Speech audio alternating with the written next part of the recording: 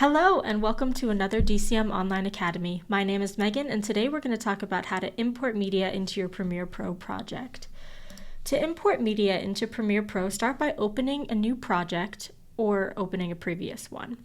Down here in your project panel, if you do not see the Import Media button, we want to right-click and hit Import. Now you can browse your computer for different footage or images or audio, graphics too. Once you select what you need, click Import and you'll see down here in your media browser that all of your footage was added.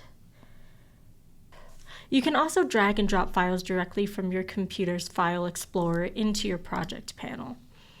Premiere Pro also supports importing entire folders to keep your assets organized. Alternatively, you can navigate to the destination via the Media Browser tab, right-click on your footage and select Import, which is perhaps the best way to not lose those sidecar files when dragging and dropping. Once imported, your media will appear in the project panel, ready for you to drag into the timeline for editing. Thanks for watching another DCM Online Academy. Tune in later for more tips with Premiere Pro.